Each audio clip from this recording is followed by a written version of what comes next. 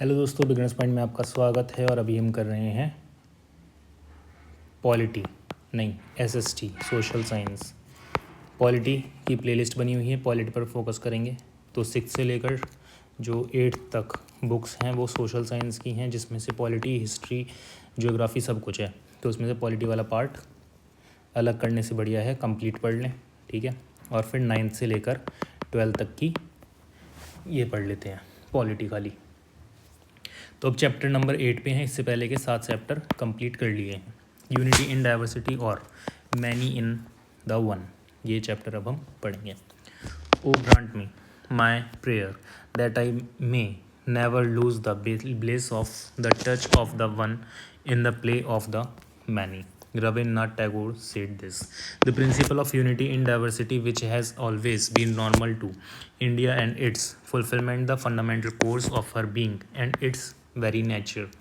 The many in the one would place her on the sure foundation of her Sambhava and Swadharma. Shri Aurobindo said this. A rich diversity. If you travel through India by train, you will notice not only changing landscapes but also many different types of dresses and food. You will hear different languages, familiar and unfamiliar, and see different scripts on the way. Even within your own region, you will often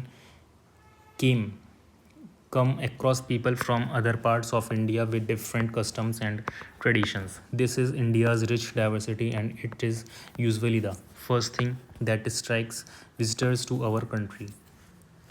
With over 1.4 billion inhabitants, about 18% of the world's population, such diversity is not surprising.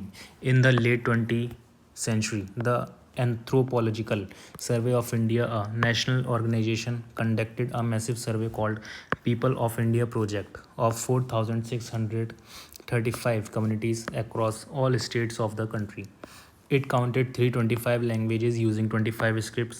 It also observed that many Indians may be called migrants, in the sense of people not living near their birthplace or with their original community.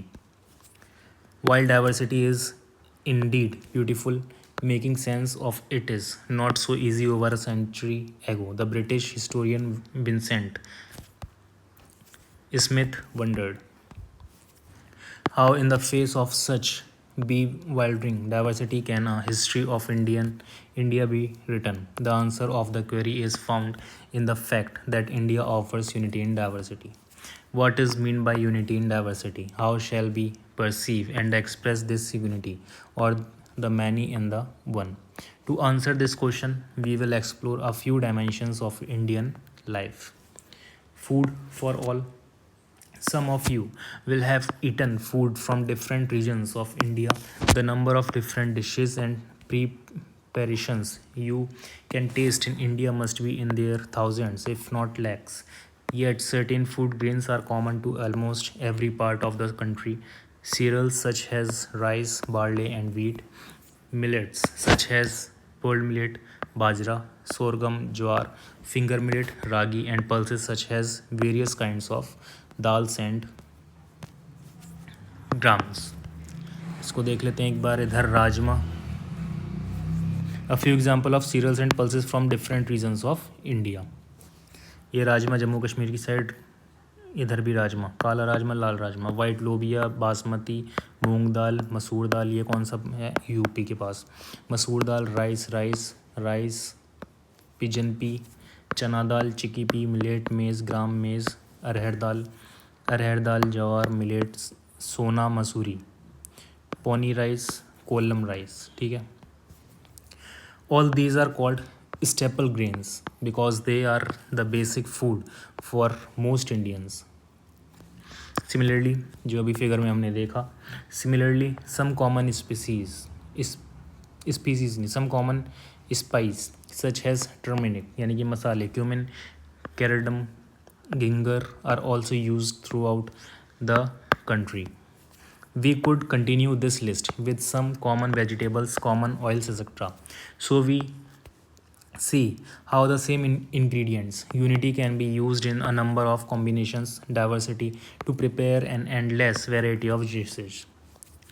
Textiles and clothing. Every region and community in India has developed its own styles of clothing and dresses. Yet we notice a commonality in some traditional Indian dresses, irrespective of the material used. An obvious example is the plain length of cloth called the sari, a type of clothing worn in most parts of India and made from different fabrics, mostly cotton or silk, but nowadays synthetic fabrics too.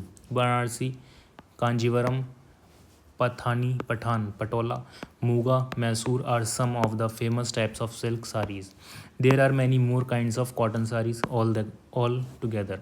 This unstitched piece of cloth comes in hundreds of varieties. They are ये क्या stone पर relief of women in sari from Vaishali कहाँ पे है बिहार में produced by different methods of weaving and designing. Some designs are part of the cloth, while others are printed after the cloth is woven. Finally, there are endless variations in the colors, which are produced from many kinds of pigments. The sari has a long history. This stone relief from Vaishali today in Bihar goes back a few centuries BCE. ये साड़ी है a few specimens of colorful traditional Indian textiles.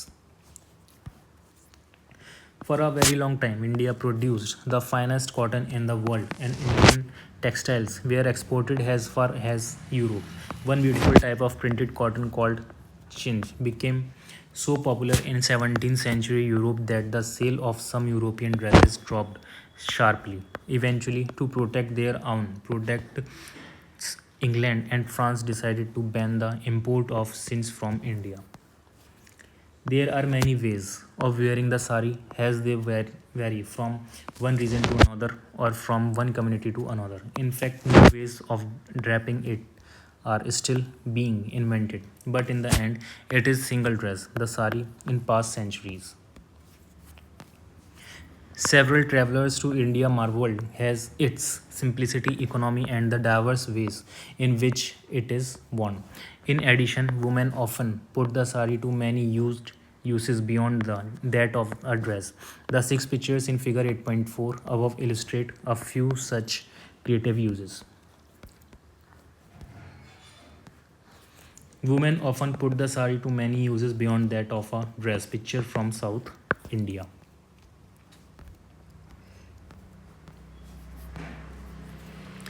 Festivals glory.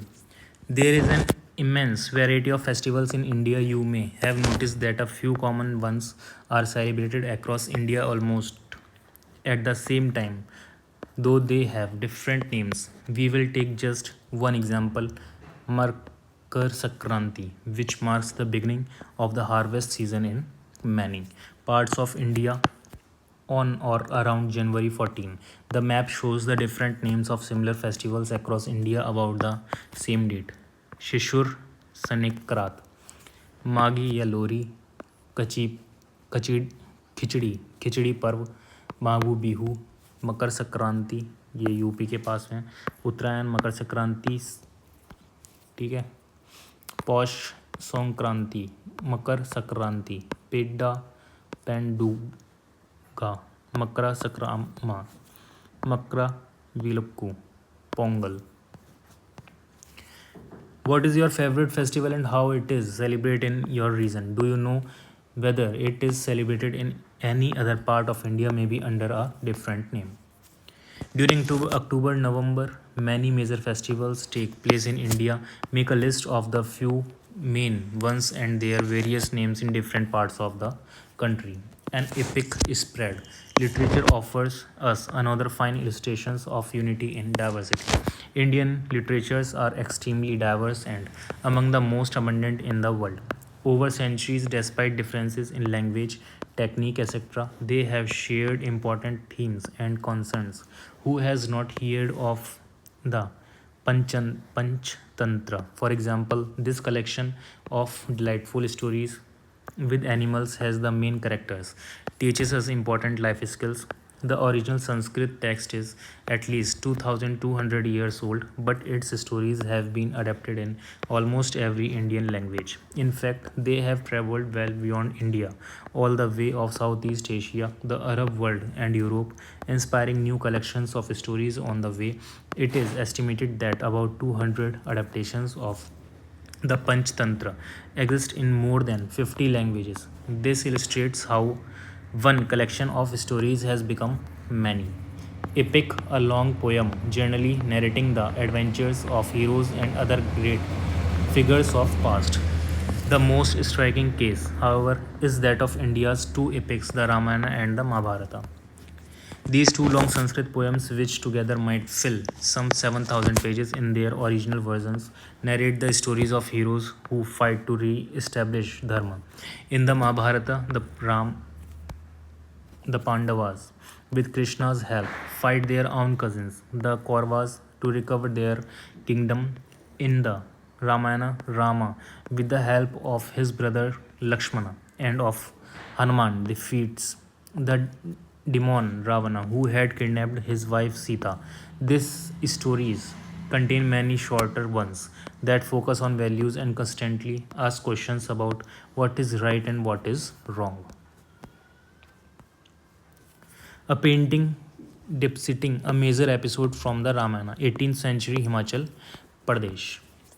For more than two millenniums, these two epics have been translated or adapted into regional literatures in India and beyond. In addition, there are countless folk versions of them. A few years ago, a scholar conducted a survey in Tamil Nadu alone and counted about 100 versions of the Mahabharata that have come down to us in folklore forms. Imagine what the number might be for the whole of India. In fact, many communities have their own versions of the Ramayana and the Mahabharata. They have also preserved legends connecting their own history with these epics. This is especially true of tribal communities in many parts of India, such as the Bhils, the Gonds, the Mundas, and many more. Most tribes of India's northeast and Himalayan regions, including Kashmir, have had their own version of one or the other of the two epics or both. These tribal adaptations are transmitted orally, along with legends on how the heroes of the Ramayana and the Mahabharata, generally any or all the five Pandavas, their wives Draupadi, but also sometimes their cousins and adversary Duryodhana, visit the tribes' respective regions. पंच पांच पांडवा, ये है पांच पांडव, एक दो तीन चार पाँच. A carved stone in forest of the Nilgiris, Tamil Nadu, depicting five Pandava brothers. The shrine containing this stone is maintained by Irula tribules to commemorate the Pandavas passing through the area. The anthropologist K.S. Singh directed the People of India project we referred to earlier. In the case of the Mahabharata, he observed there is hardly a place in the country which the epic heroes, such as the Pandavas, did not visit according to folklores, and the same may be said of the Ramayana over the centuries, perhaps more than any other text. These two epics created a dense web of cultural interactions across India and many parts of Asia, another example of unity in diversity. To further illustrate the theme of this chapter, we could have continued our journey and turned to more facets of Indian culture. For instance, in India's classical arts, including classical architecture, both diversity and unity are easily noticeable. You will study these fields through the art curricular area. In the end, we should remember that Indian culture celebrates diversity as an enrichment, but never lose sight of the underlying unity which nourishes that diversity. Before we move on, India offers immense diversity in its landscapes, people, languages, dresses, foods, festivals, and customs. Diversity is easy to perceive in many fields, but there is also an underlying unity. India's unity celebrates diversity because diversity does not divide, it enriches. ठीक है, और इसके साथ ये chapter हो जाता है समाप्त।